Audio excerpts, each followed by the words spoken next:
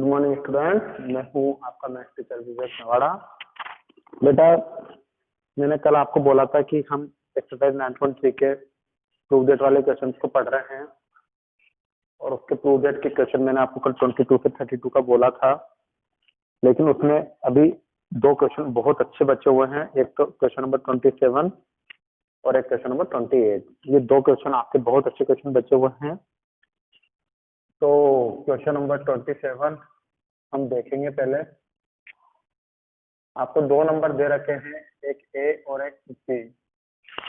उनों के बीच में आपको ज्योमेट्रिक मीन दे रखा है और ज्योमेट्रिक मीन की वैल्यू क्या दे रखी है? ज्योमेट्रिक मीन की वैल्यू दे रखी है ए की पावर n+1, बी की पावर n+1, ए की पावर n और बी की पावर n। ये ज्योमेट्रिक मीन की वैल्यू दे रखी है। तो इस क्वेश्चन में आपको जहां पर n दिख रहा है उस n की वैल्यू पूछ रहा है कि क्या होगी, बताइए। क्लियर है ये बात? तो बहुत ही इंपॉर्टेंट क्वेश्चन है ये। तो मैंने आपको जीएम का फॉर्मूला लिखाया था, रूट ए बी। रूट का मतलब होता है पावर हाफ, ए की भी पावर हाफ और बी की भी पावर हाफ। तो रूट का मतलब पावर हाफ होता है। तो ऊपर से जीएम की वैल्यू रख दूं मैं। क्या दिख रहा है? जीएम बराबर ए की पावर n+1, बी की पावर n+1, ए की पावर n और बी की पावर n इक्वल टू में ए की पावर हाफ और बी की पावर हाफ बच रहा है। क्लियर ये बात? अब मैं इसको 1 से मल्टीप्लाई करता हूँ, क्रॉस मल्टीप्लाई। तो ए की पावर n+1, बी की पावर, तो ए की पावर n को मल्टीप्लाई करा ए की पावर हाफ और बी की पावर हाफ से। ए की पावर n को मल्टीप्लाई करा इससे, बेस इक्वल है तो पावर तो ऐड हो गई। तो क्या बचा? ए की पावर n+½ इंटू बी की पावर हाफ, प्लस लग रहा है बीच में। अब बी की पावर n को मल्टीप्लाई करो इससे, बी की पावर n को मल्टीप्लाई करेंगे तो बी के बेस इक्वल दिख रहे हैं। बी की पावर n बी की पावर हाफ को मल्टीप्लाई करा तो ये आएगा। तो इस तरह से बी की पावर n को इस वाले से मल्टीप्लाई करा तो हमारे बचेगा बी की पावर n+½ और ए की पावर हाफ। क्लियर है ये बात? अब देखिए 1 को मैं क्या इस तरह से लिख सकता हूँ? क्या हाफ प्लस हाफ, 1 बराबर लिख सकता हूँ हाफ प्लस हाफ। तो अब मैं यहाँ से 1 को लिखा हाफ प्लस हाफ और यहाँ से मैंने इसको तरीके से आइडेंटिटी लगा के तोड़ लिया। ए की पावर n+½ अलग और ए की पावर हाफ अलग। ऐसे ही यहाँ पर भी करूंगा, बी की पावर n+½ अलग और बी की पावर हाफ अलग, बी की पावर n+½ अलग और बी की पावर हाफ अलग।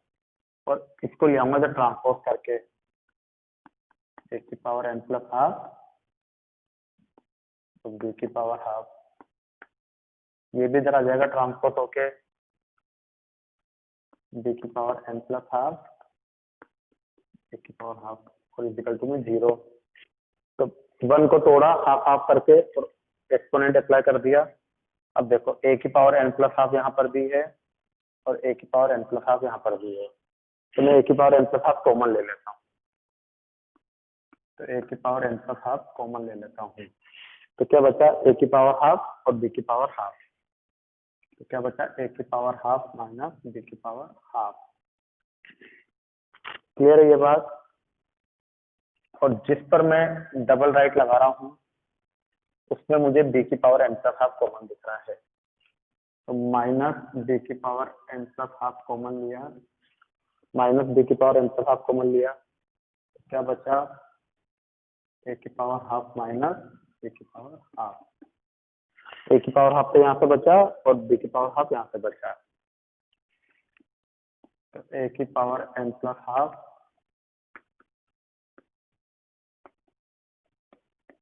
ये उधर ट्रांसफर गया तो कितना हो गया? ए की पावर हाफ माइनस बी की पावर हाफ, ये दोनों ब्रैकेट सेम होके कट गए तो बचा ए की पावर एन प्लस हाफ और बी की पावर एन प्लस हाफ। तो जब मैं यहाँ पर इस मल्टीप्लाई को जब डिवाइड में लाऊंगा तो इजिकल टू में 1 बचेगा और इस पूरे को मैं कह सकता हूँ ए अपॉन बी की whole power n plus half,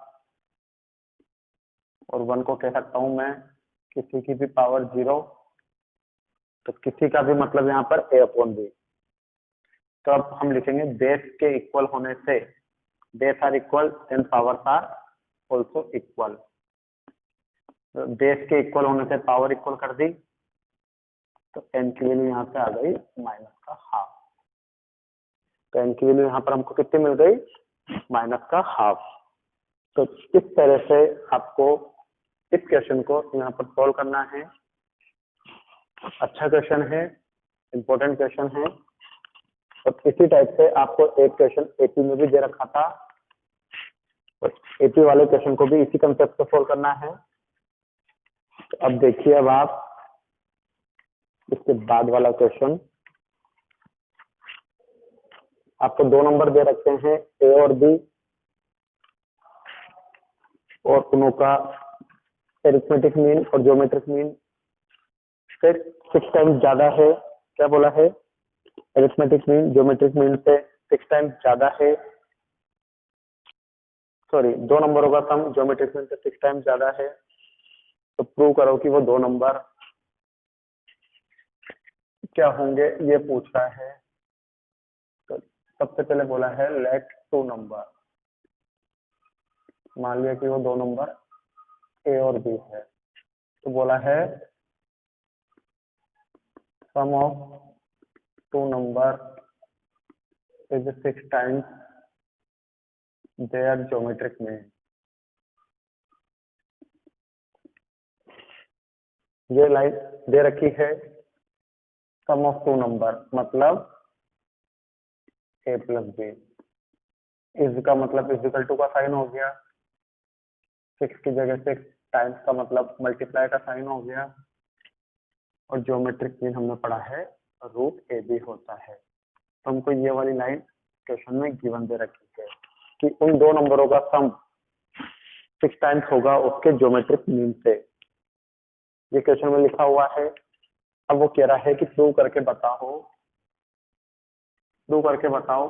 जो उन 2 नंबरों का जो रेशियो होगा ना, वो ये होगा 3 + 2√2 और 3 - 2√2। तो प्रूव करके बताना है कि उन 2 नंबरों का जो रेशियो होगा वो ये होगा। हमको दे रखा है ये, तो प्रूव करना है ये। तो 2 नंबरों का सम 6 टाइम्स है इसके ज्योमेट्रिक मीन के। तो बेटा इस क्वेश्चन को देखिएगा, एक लॉजिक आपको एक बता रहा हूं मैं। एक थ्योरम होती है, अच्छे से समझना। एक थ्योरम होती है कंपोनेंडो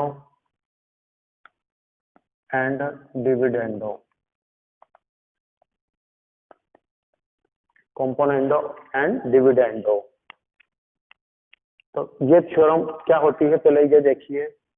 ये थ्योरम होती है अगर कोई भी टर्म x/y की फॉर्म में दे रखी है तो उसको आप इस फॉर्म में लिख सकते हो।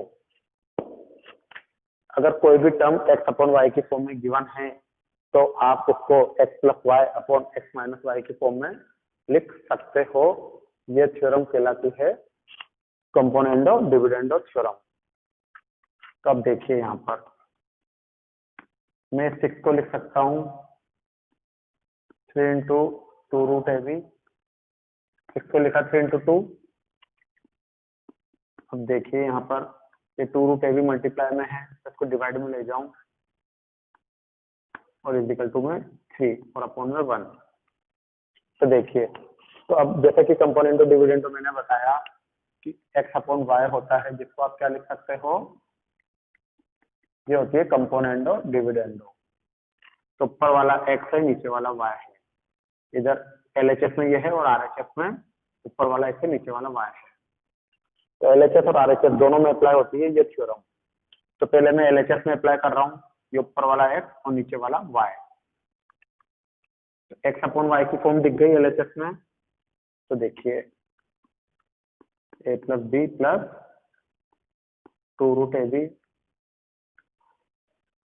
ए plus B minus 2 root A B. तो देखो x plus Y upon x minus Y. ऐसे ही RHS में भी अप्लाई करो, x plus Y upon x minus Y. तो ये बना अपना a, तो बना रूट ए का होल स्क्वायर, b बना रूट बी का होल स्क्वायर, और ये 2 रूट ए रूट बी बना। a को लिख सकता हूं मैं रूट ए का होल स्क्वायर, इसको लिख सकता हूँ रूट बी का होल स्क्वायर, और इसको लिख सकता हूँ रूट ए रूट बी। ये बना 4/2 मतलब 2/1। 2 को लिख सकता हूँ रूट 2 का होल स्क्वायर, और 1 को लिख सकता हूँ 1 का होल स्क्वायर।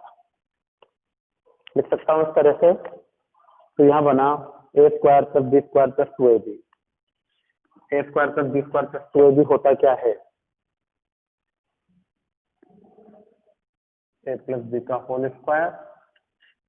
इधर बना a square plus B square minus 2ab। यहाँ बना a माइनस बी का होल स्क्वायर, और इधर रूट 2 का होल स्क्वायर और 1 का होल स्क्वायर चल ही रहा है ना। तो इस तरह से आपको स्क्वायर बनाना है। अब स्क्वायर हटाने के लिए टेकिंग रूट बोथ साइड, दोनों तरफ रूट ले लो। तो रूट लेने से स्क्वायर हट जाएंगे। तो रूट लेने से आपके ये स्क्वायर हट गए। क्लियर है बात? टेकिंग रूट बोथ साइड कर दिया। अब फिर से कॉम्पोनेंडो एंड डिविडेंडो अप्लाई कर दो, क्योंकि फिर से x अपॉन वाई की टर्म दिख गई।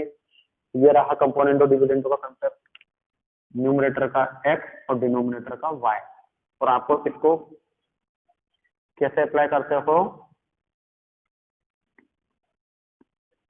ऊपर न्यूमरेटर तो x है, तो ये x प्लस और नीचे वाला y। तो ये हो गया x प्लस वाई,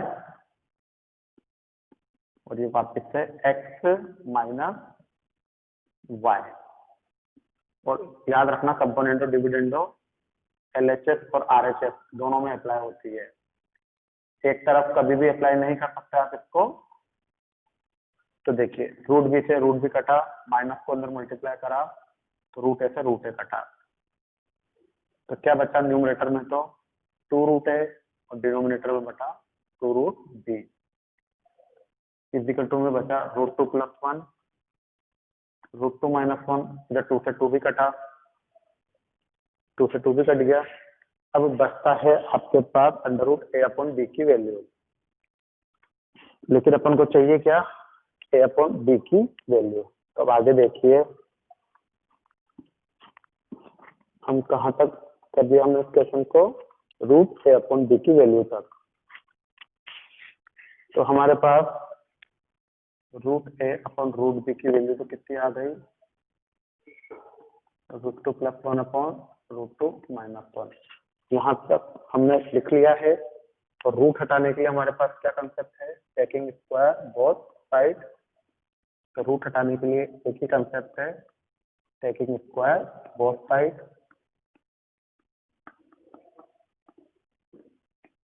तो ये दोनों तरफ स्क्वायर कर दिया, तो ये स्क्वायर का रूट हट जाता है। तो इधर तो ए अपॉन बी बच गया। ए प्लस बी का होल स्क्वायर ओपन करो, A square plus B square plus 2 A into B.